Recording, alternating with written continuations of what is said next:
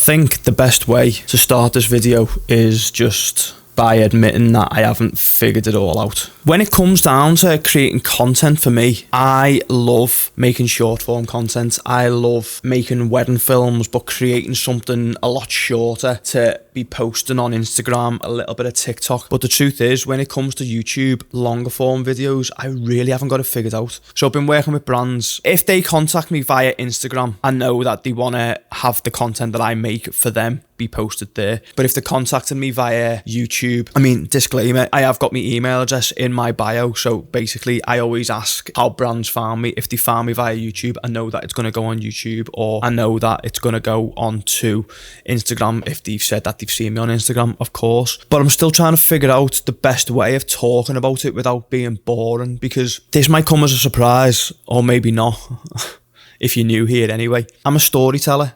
I love telling stories with wedding films, but honestly, I struggle to tell stories when it comes to creating content for brands, tech, and camera bags and microphones. Now, actually, I need to ask, and whether this is a good segue, if you think this is something that's actually got your attention, then maybe you can let me know in the comments. But what do you think of the sound of this, or the quality of sound of this microphone? This is the Studio Sonic from Atomos, and I am going to be doing a competition on my Instagram, so go follow me over there.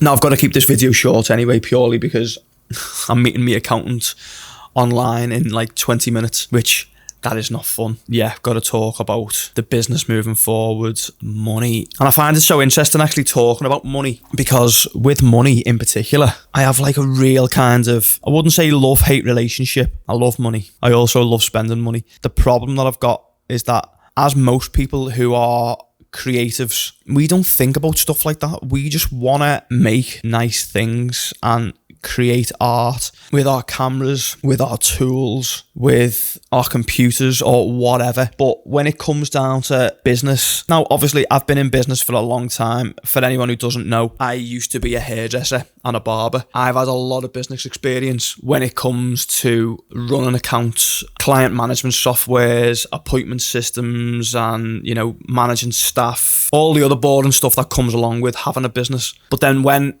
I've come into weddings and filmmaking, it's been like, I wouldn't say overwhelming, that's probably a little strong, but there's been a lot of stuff that I just really pushed to the side because I just wanted to strip it back and keep the business just about me. Not in a selfish way or in a big-headed way. It was more just I wanted to kind of forget about the shit that I've had to deal with from the other businesses, like staff calling in sick all the time, or when we had a coffee shop, or like suppliers trying to like put the prices up and stuff like that. And business is hard.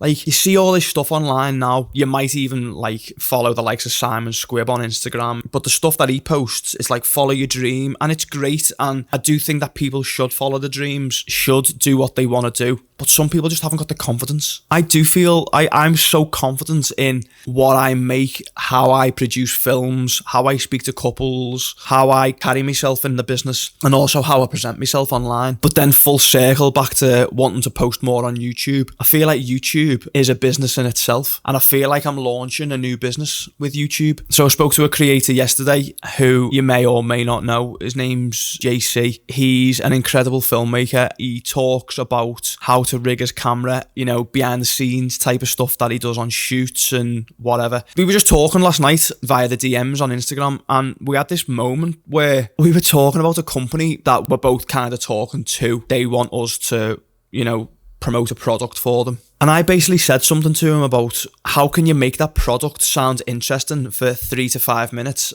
on a YouTube video. And his reply honestly just opened my eyes. It was like, well, I'm not just going to talk about that product. I'm going to talk about how I do this, how I do that, and then I'll kind of slide in how I use that product. And it was really kind of, it was eye-opening to the point where I was like, shit, I've been approaching YouTube all wrong.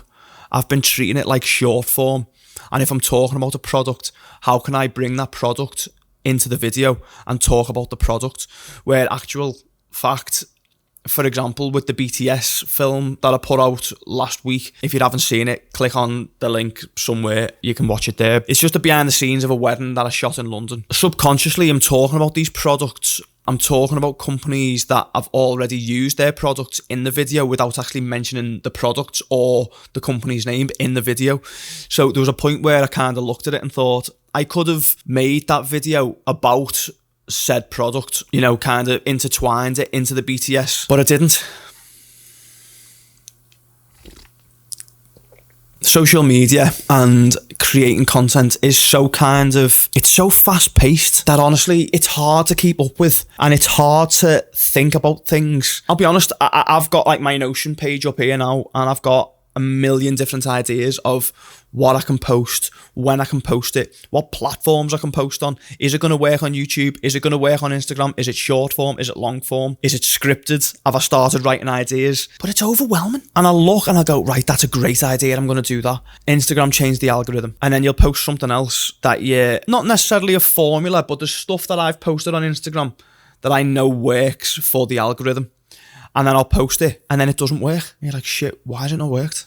What's going on? Has Instagram changed? But I'm quickly coming back to realise that YouTube is kind of, I wouldn't say a lot more opportunity. Maybe there is a lot more opportunity. And I'm not talking like financially. It's just being able to talk about you and what you want to kind of, your goals and where you want to go with your business. With Instagram, I found that for a business, my Instagram page isn't lifestyle based at all. It's all wedding films. And if you follow me on there, you might have actually had this thought recently where I have been posting more brand stuff. So when I'm posting all wedding films, and now I'm posting little bits of like, look at this V-mount battery, look at this backpack I've been using. I have noticed like followers fluctuating because, well, a lot of the followers are there for wedding films. And if they're there for wedding films and I start talking about camera bags or batteries or ND filters or anything, and I know that brides and grooms don't want to see that type of content because they come here to my page for wedding films, wedding content, behind the scenes, and to see how I am, to see if they think that I'm going to be a good fit for their wedding day. So maybe I should just post the brand stuff here, because actually I done a post on Threads a couple of days ago. I actually said and talked about this topic now, basically said I'm posting more on YouTube, but the reality is, although I want to talk about stories and I want to talk about my story, I don't want to just bore people to sleep, because I know even now, I know what I mean. I haven't got kind of millions of views or millions of subscribers, but my best performing videos are office tours or talking about camera equipment. That's what people want to see. But I want to show you that there's more to me. There's more to weddings. There's more to how I work than just shooting on great cameras and incredible equipment. Now, bringing it back a touch, I will say that I think this job is an absolute dream job for me. I get to play with cameras. I get to test new gear. I get to sit on at a desk all day and edit films on my computer. And I do feel completely privileged, but I do think there's a lot more depth that people don't really realise with me and with wedding films and, you know, how I work on the whole. That said, and it's not a vanity metric, but I have just bought a new camera, or at least I've ordered it anyway. It's an FX6. Now, even that, I'm like, that's wild. Like, I'm going to shoot a wedding on an FX6, which sounds insane to me. But then the content part of me was like, I should save talking about this on Instagram, because I'm going to kind of lean into like, you know, I take your film so serious and I want to make sure that you're getting the best quality out of your wedding film. I'm like, why? I mean, do couples actually matter? I mean, that's another story for another day, but just wanted to make this quick little video just to say, I'm here, I'm learning. I don't know how the channel's going to go. I don't know where it's going to go, but I want to be on a journey and I want you to follow the journey and see how I progress. And even this, talking to camera, I think I'm getting a bit more comfortable talking to camera now. But if you've made it this far and you think that I am decent at talking to camera, drop us a comment. It does mean the world, to be honest, because I do like replying to everyone's comments as well. And if you haven't already, like and subscribe to the channel. I'll see you on the next one. I'm now going to go and talk to my accountant about a load of boring shit.